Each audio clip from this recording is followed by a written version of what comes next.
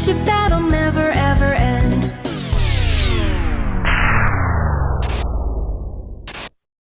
Run!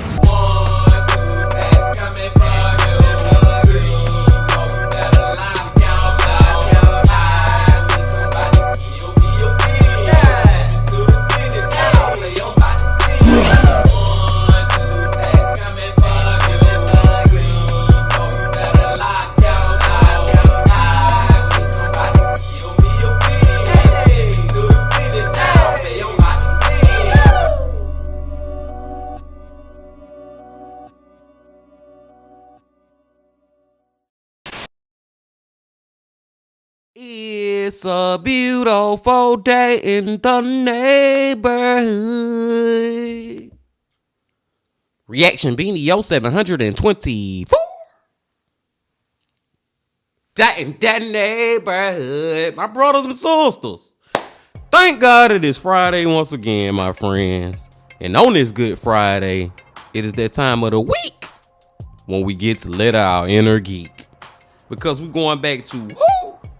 AJ from the Y Files. Back to the Y File Bean team. Hope y'all doing excelente out there today. And I'm glad that you came on back to the channel once again to F with the Bean. And the title of the video is Weather Weapons and Worse. Tesla's stolen tech and the new arms race. Now, it's a lot I can talk about with this title, y'all. Just from the title, I got a lot of things I can say. But the main thing I want to say before we get into the video is about the weather weapons. It's a lot of people out here, long story short, story long, that believe that the government some kind of way is controlling the weather outside. They can make it rain, they can make it snow, they can make it hot, they can make it cold. You know what I'm saying? But me personally, I'm not one of those people. I do not believe that the government is controlling the weather. And if you do believe that, then hey, shout out to you, respect. You know what I'm saying? I respect your opinion, but I don't believe that. But with me saying all that, I do believe that one day, in the near or maybe distant future, the government may learn how to freaking control the weather. So I'm not gonna say it's freaking impossible, but right now in the year 2025, I don't think that's happening. But I digress. I'm ready to go and get into the video, y'all. As y'all can see, I'm already getting into my theories and my conspiracies and all that crazy ish in my head because we back to the Y Files and we're gonna get into the video. But before we get into it, Bean Team, y'all know what y'all got to do. Get whatever you may need. Get what you need, please. We're back to AJ from the Y Files. Y'all got what y'all need. Y'all ready to go? Then let's go. This episode of the Y Files is brought to you by War Thunder. A blinding flash lit the Siberian sky. The explosion was 100 times more powerful than Hiroshima. It flattened 80 million trees across 830 square miles. No crater appeared. No meteor fragments were found. Scientists struggled for decades to explain what happened at Tunguska. Thousands of miles away, Nikola Tesla smiled in his Wardenclyffe Tower lab. His Tesla ray had worked perfectly. When Tesla died in 1943, government agents seized his research. Decades later, HAARP appeared in Alaska, 180 antennas beaming energy into the ionosphere. The military calls it research, but declassified documents tell a different story. What would have been Tesla's greatest gift to the world became the world's most powerful weapon. Get whatever you may need. Y'all already know AJ starting off with a commercial. You already know. Shout out to our boy Hucklefish, man. But the main thing that just stood out to me right there, y'all, I'm tripping off that AJ said the freaking explosion killed over 80 million trees. Did I hear that right? 80 million. That's a big ass radius, man. That's dangerous as hell. Like that is nuclear. Seriously, dude. What the freak? Let's take it back. Let's take it back one more time. Let's get into it.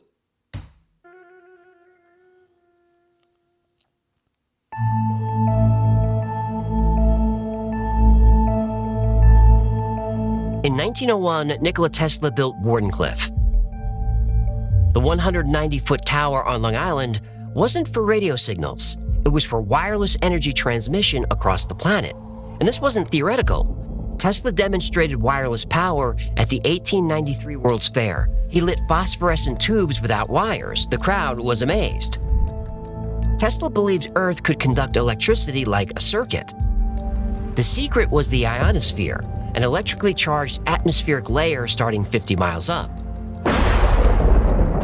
By pumping electromagnetic energy into this layer, he could create a planet-wide resonance system. A planet-wide resonance system? Oy vey. Hello, tech support? Yeah, my human is speaking nerd again. I need a translation. Well, think of it like pushing a child on a swing. Guppy. Think of it like pushing a guppy on a swing. Small pushes timed right create large sustained motion. Tesla wanted to push the ionosphere at a frequency matching the Earth's resonance. This would create stable waves circling the planet. Earth resonates at 7.83 hertz, and this was proven in 1954. Tesla suspected this, but wasn't certain. He needed financing to continue. J.P. Morgan initially funded the project, but withdrew when he realized Tesla wanted to provide free electricity worldwide. Morgan asked, if anyone can draw on the power, where do we put the meter? Without Morgan's support, Tesla was ruined. In the 1930s, Tesla announced Teleforce. The press called it a death ray.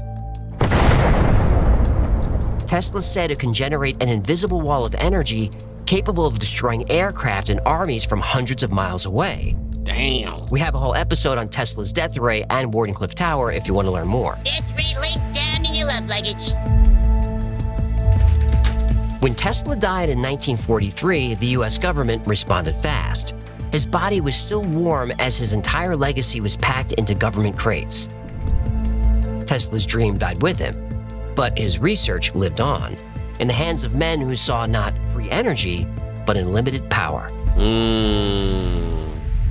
And that's the thing right there. Tesla may have had good intentions with his research and what he was trying to accomplish, but that don't mean who done took over after he done passed away got good ones. They may have evil intentions. Shout out to Jose Ortiz, man. Shout out to Jose, y'all. But another thing, like I said, man, even with the death ray or whatever the ray called, like this basically is like nuclear weapon type ish. That damn ray could wipe out armies and stuff from hundreds of miles away. This is crazy, man. This one of the, now I'm finna get into my theories about how one human could literally destroy the earth one day if they just figure out how to freaking do it. Now I'm just gonna leave it at that. We ain't gonna go no further with that, Bean Team. Let's continue with the video.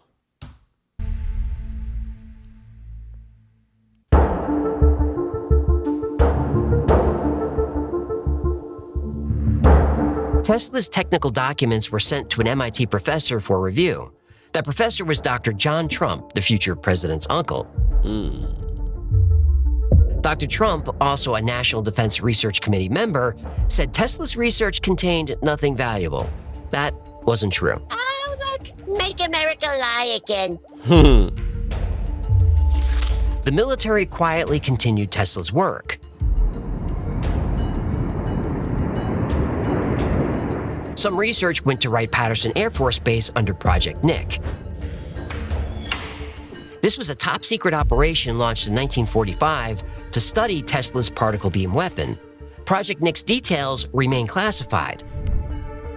The project was officially abandoned, but particle beam research continued. DARPA launched Project Seesaw in 1958. Like Project Nick, Seesaw was heavily funded for years, and like Project Nick, Seesaw was quietly shut down. During this time, Tesla's particle beam technology disappeared. Nobody knows what happened to it. Then years later, DARPA and the US Air Force built an expensive secret facility in Alaska. The technology there would look familiar to Tesla historians. The military claims the facility is only for research, but that's not what the patents say.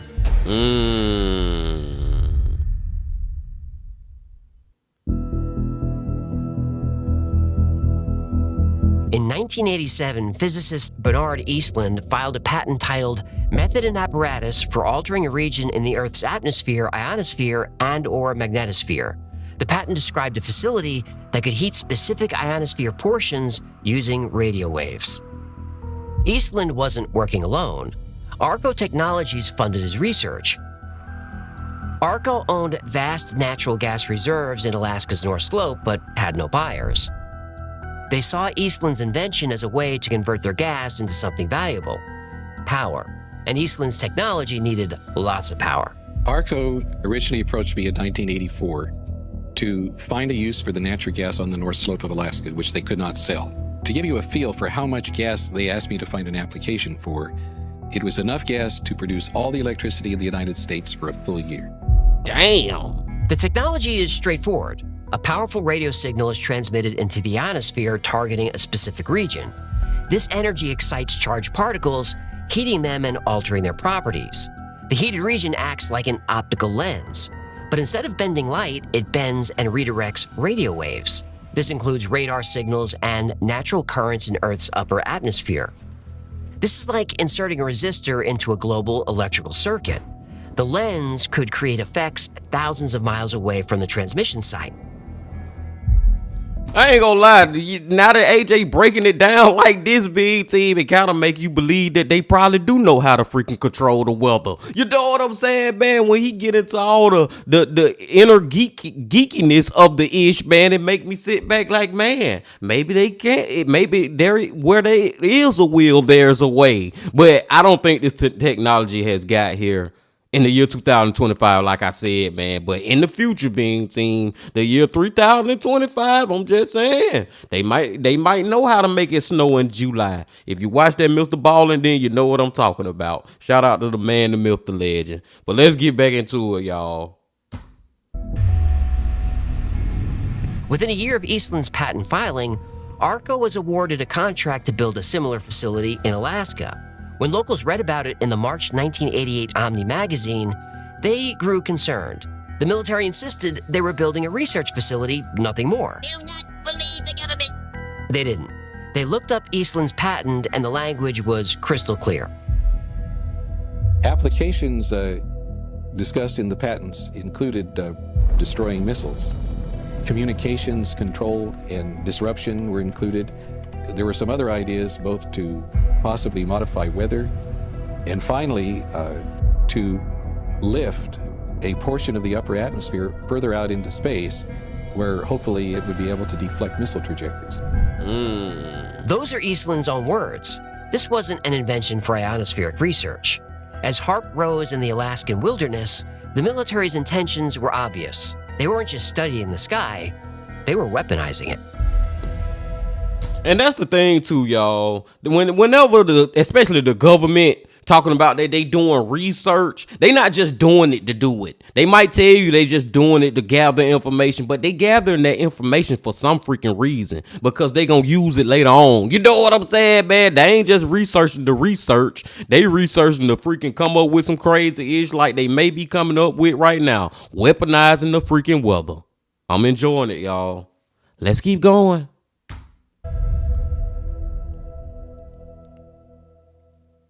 There are several high-powered radio antennas around the world, but in relation to HAARP, they're like a child's cap gun compared to a 50-millimeter cannon.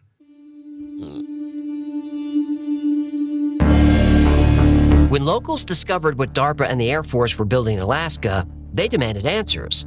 The military admitted to building antennas that could affect the atmosphere, but insisted they use technology different than Eastlund's patents. Hang on. Let me see if I follow. Go ahead. Tesla dies. The government steals his plans for a death ray machine. They lose the plans. Then, by some miracle, they find a guy who patents a bunch of stuff based on Tesla's death ray machine. So they give him money to build this HAARP thing, but they're not using his stuff. They're using some other stuff, and it's all fine. Nothing to see here. Does that about sum it up? Bullshit.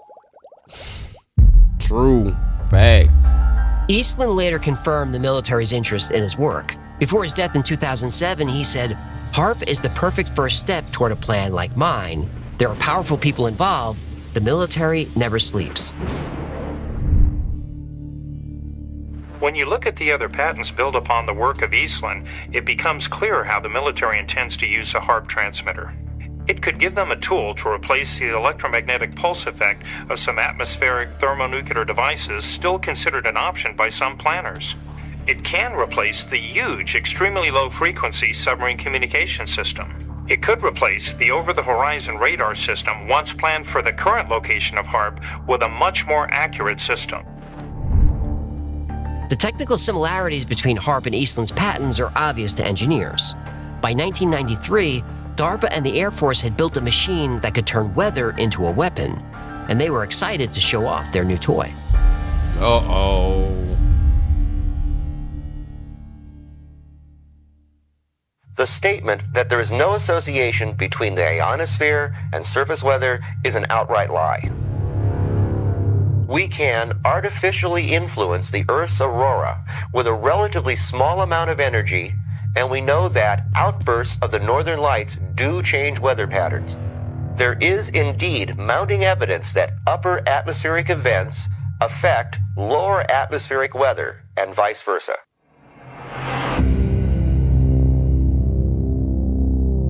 In 1996, the U.S. Air Force published Weather as a Force Multiplier, Owning the Weather in 2025.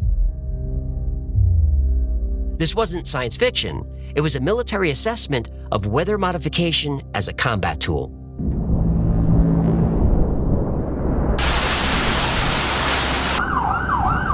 The paper stated weather modification will become part of domestic and international security and could be done unilaterally. It could have offensive and defensive applications and even be used for deterrence purposes. I ain't gonna lie, y'all. I don't want to live in a world where humans using weather as freaking war weapons. You know what I'm saying? No, man, I don't want that because it gonna cause too many casualties out here. You know what I'm saying? Nah, they weaponizing weapons to go against. I'm in the United States and we using it to go against China or whoever. It's like, no, I hope that ish happen after I'm dead and gone, being team. Weather warfare isn't new. During Vietnam, the U.S. conducted Operation Popeye. Cloud seeding to extend monsoon season over enemy supply routes. They called it making mud, not war. The military and their cute operation names. It's like naming your guillotine Mr. Snippy.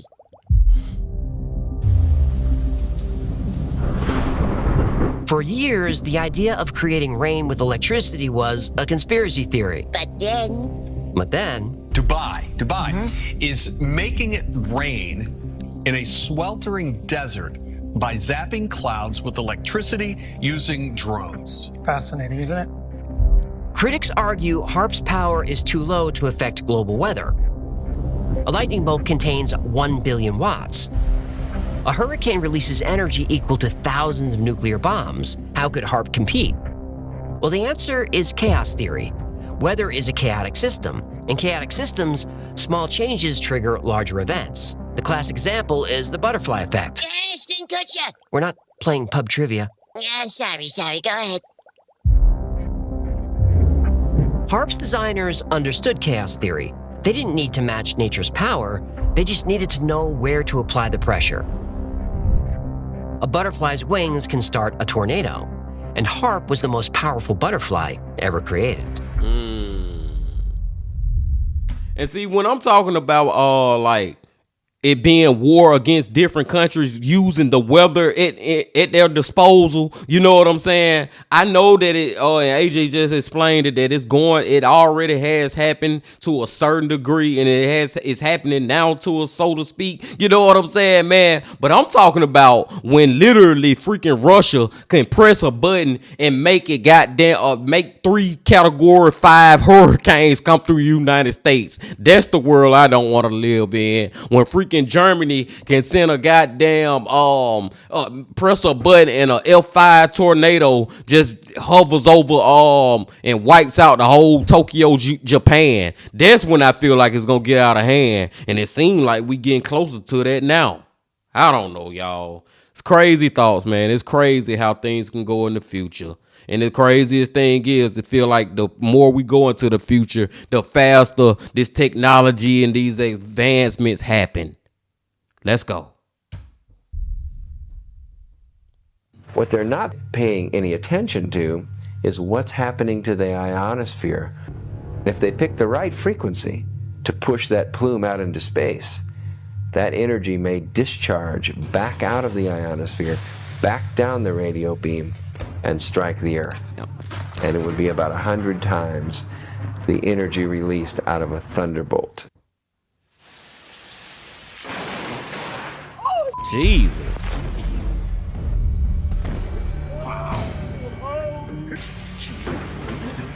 Picking up now.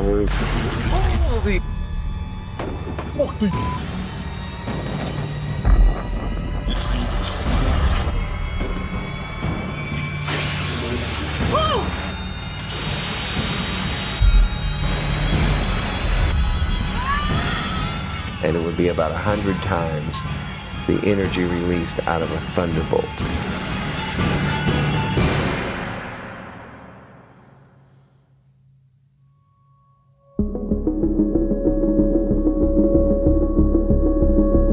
Meteorologist Edward N. Lorenz presented this concept in 1972, and his point was something as small as a butterfly could set off a series of events that eventually lead to a tornado. History is full of butterfly effects. Hitler wanted to be an artist, but he was rejected by the art school in Vienna. He chose a different path. On August 9, 1945, the city of Kokura was supposed to be hit with an atomic bomb, but it was too cloudy to find the target, so Nagasaki was chosen instead. HAARP doesn't need to match nature's power. It needs a tiny, precise nudge at the right place and time to trigger catastrophe. By 1977, weather manipulation was such a concern that the UN banned it through the Environmental Modification Convention. Did the United States military listen to the UN? No. Uh-huh. The UN specifically addressed HAARP in 1999, again calling for a ban on technologies that can alter the environment for military purposes. Did the United States military listen to the UN this time? No. Uh-huh. The UN issued multiple resolutions calling for transparency, oversight, and international monitoring of facilities like HAARP. Did the United States military, oh, never mind. In 2002, Russian President Vladimir Putin expressed concern about geophysical weapons that could alter the weather. He was talking about HAARP. Then Russia and China built their own ionospheric heaters. They saw the military value. An arms race nobody talks about is happening above our heads right now. But HAARP had another ability more powerful than changing weather. By pulsing radio waves at specific frequencies, HAARP created low-frequency waves that penetrate deep into the Earth and oceans. What's most scary and exciting about HAARP is the potential of its application. For example, ELF waves generated by the array could be used for a variety of military applications, including finding underground bases, tunnels, even caves. The government is interested in HAARP technology because it's a new frontier, a new way to solve an old problem. These waves oscillate between 1 and 100 hertz, precisely within natural atmospheric resonance.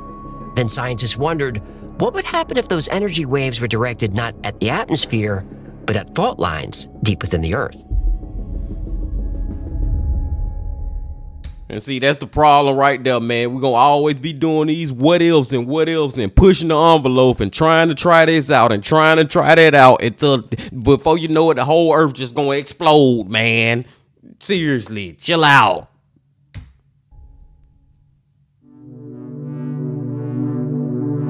When scientists examine earthquakes, they focus on two factors: tectonic stress and resonant frequency. Every object vibrates at a natural frequency. Metal, rock, your body.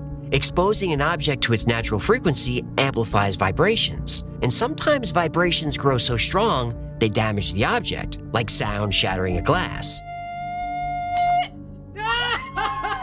This is called resonant frequency-induced material failure. It works on large objects too. A famous example is the collapse of the Tacoma Narrows Bridge in 1940.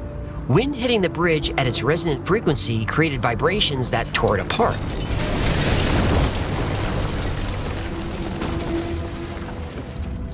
The Earth's tectonic plates also have a resonant frequency.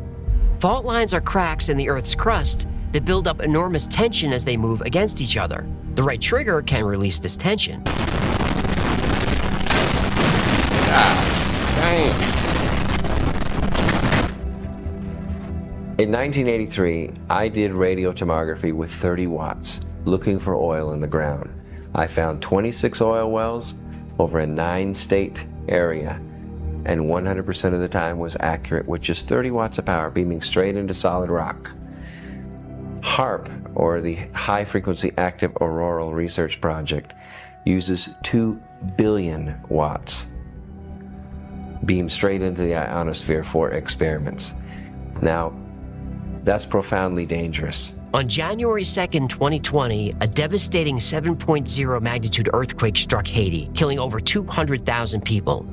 What made this earthquake suspicious was its location. It occurred along a fault system that behaved differently than geologists had predicted. And several monitoring stations recorded unusual heating patterns and electromagnetic anomalies in the ionosphere over Haiti. HAARP was active during this period. Venezuelan President Hugo Chavez accused the United States of causing the earthquake using tectonic weapons. Spanish newspaper ABC quotes Chavez as saying that the U.S. Navy launched a weapon capable of inducing a powerful earthquake off the shore of Haiti. And this theory was dismissed until researchers examined the technical possibility. Similar patterns appeared with other seismic events. The 2008 Sichuan earthquake killed nearly 90,000 people. Some researchers saw correlations between this disaster and HAARP operations. Like, dude, these are some big ass freaking earthquakes, man. The first one over 200,000. Now that one 90,000 from a freaking earthquake, being team. The 2011 earthquake that triggered the Fukushima disaster also coincided with ionospheric anomalies detected by multiple stations. These correlations concern China enough that in 2018, they launched the China Seismo-Electromagnetic Satellite designed to study connections between the ionospheric disturbances and earthquakes. Chinese researchers published papers examining correlations between ionospheric heating and seismic activity. As evidence mounted, a pattern emerged. Major earthquakes were occurring where HAARP's energy had been detected hours earlier.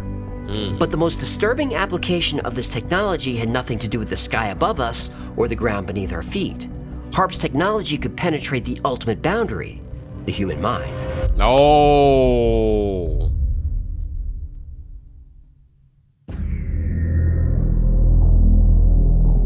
The human brain operates within specific frequency ranges, from about 1 hertz to 40 hertz, depending on how alert you are.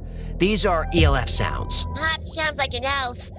We talking Legolas or one of Santa's slaves? Not elf, ELF. Oh, my second wife generated ELF sounds. Extremely loud and furious.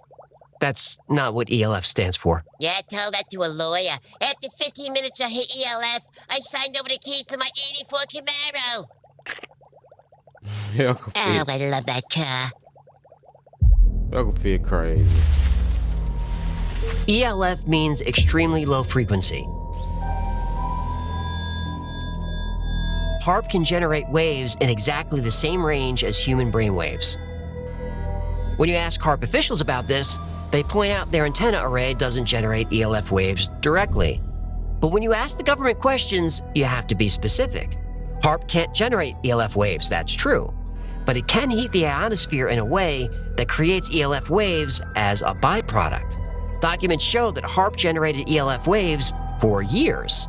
This is concerning because electromagnetic fields can influence brain function. The phenomenon is called frequency following response, or FFR. Dr. Nick Begich, author of Angels Don't Play This HAARP, explains. It has the ability of affecting the frequency following response, which is where the brain locks onto an external signal, begins to mirror it, and brain chemistry changes. So even simpler than that is HAARP can control minds. Absolutely can control in the sense of changing mental function. Begich is called a conspiracy theorist, but FFR is proven science. And you know who proved it?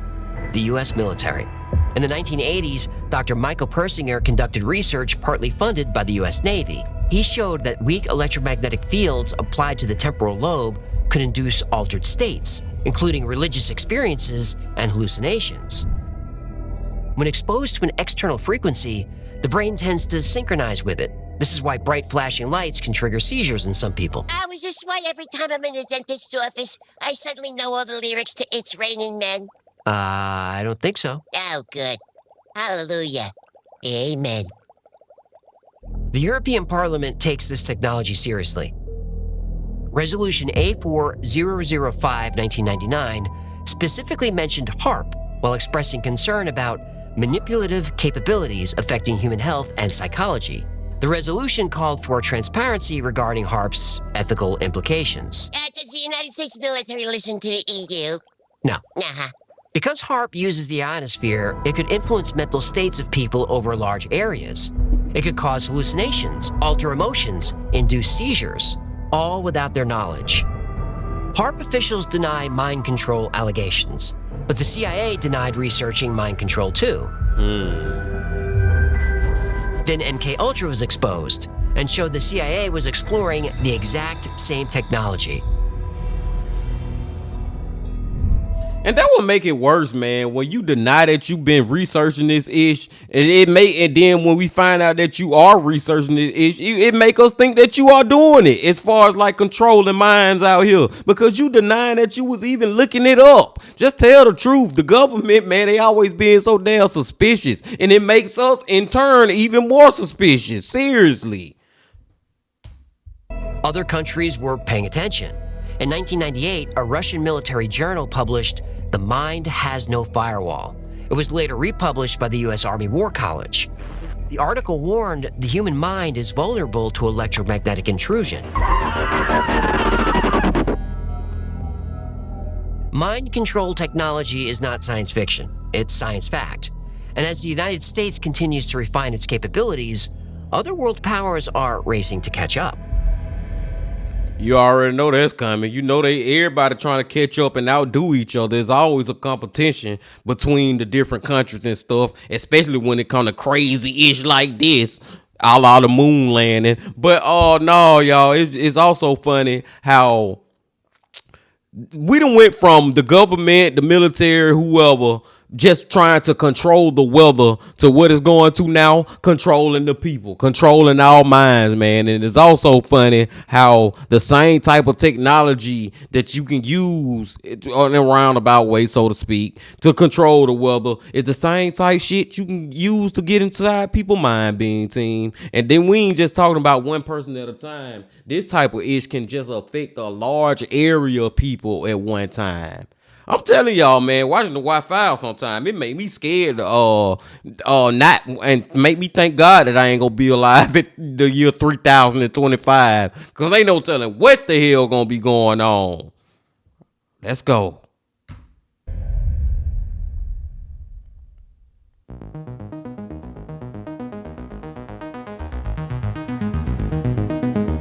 The HARP conspiracy theories go back to the 1980s. The story's been covered so much that I was surprised at how many people asked me to do this one.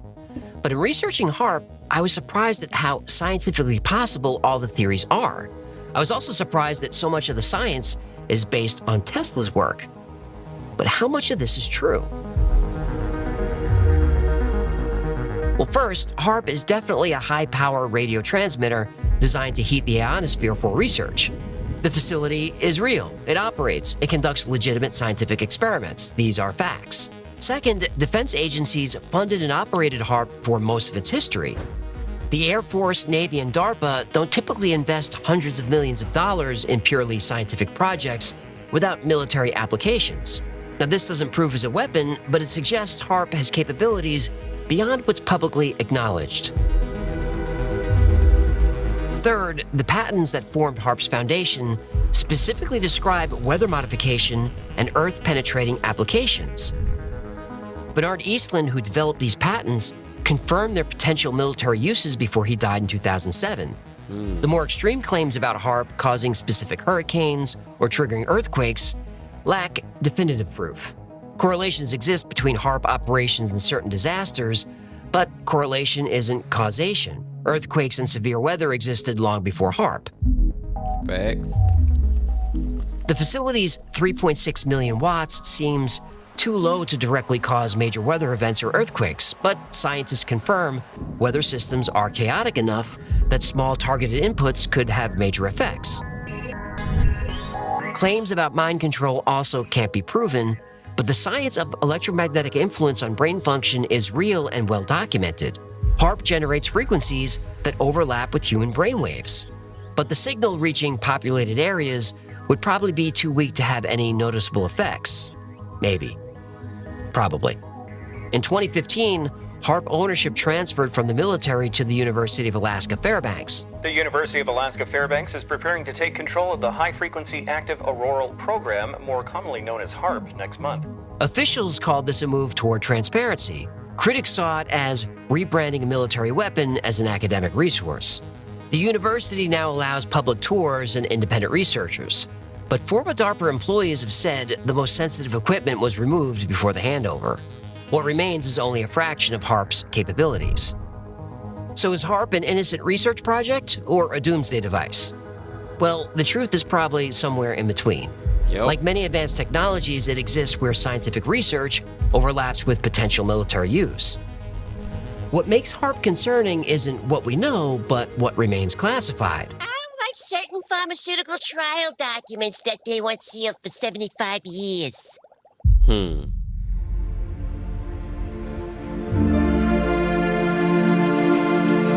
Despite many Freedom of Information requests, significant portions of HAARP's operational history and technical capabilities remain redacted or withheld.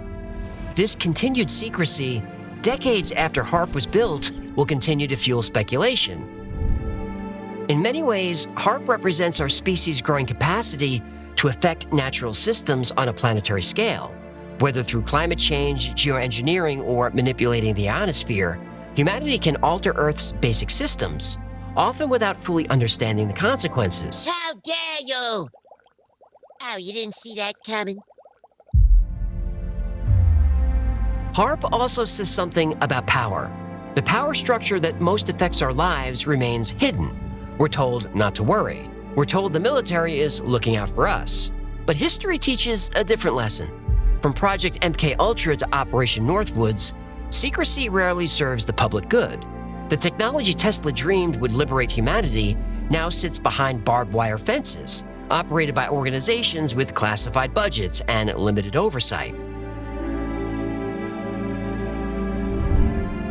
Tesla's dream wasn't just about free energy, it was about free knowledge. The military took both. So, what can we do? Question everything. Research these facilities. Support independent monitoring. Demand transparency. Because as the skies above us become weaponized, we can't remain silent. To those in power, our silence is interpreted as only one thing: consent.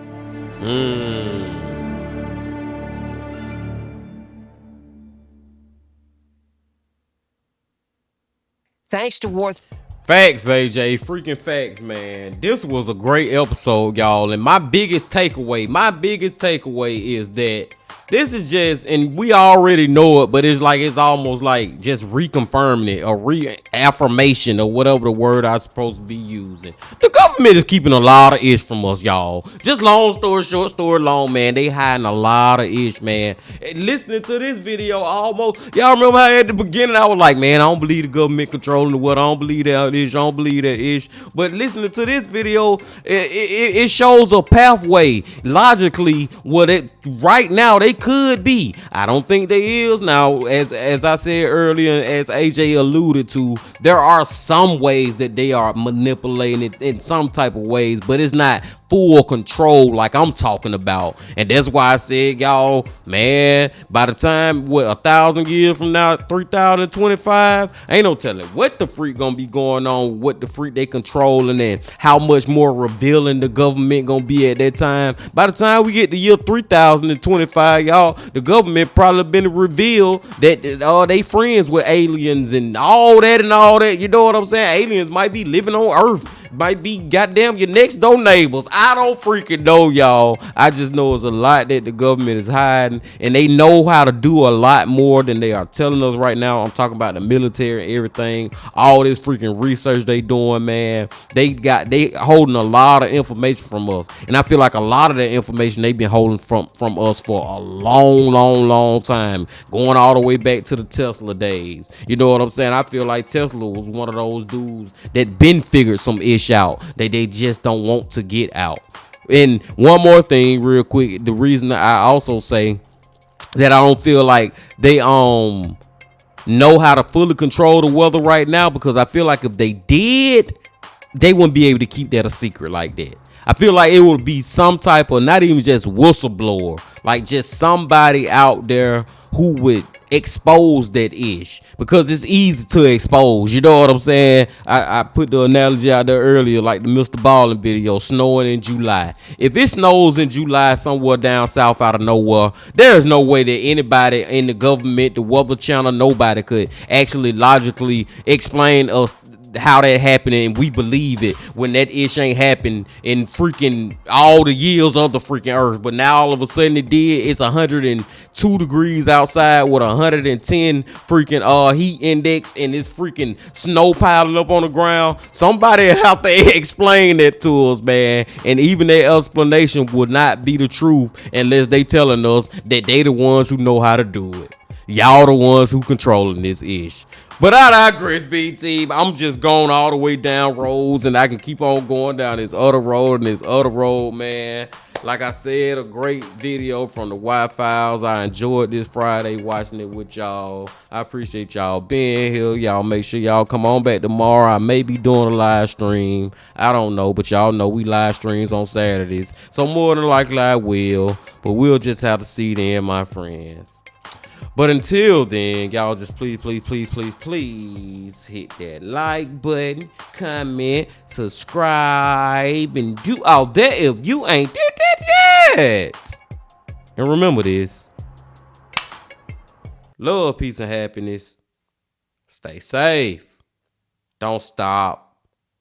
Keep going. Yeah.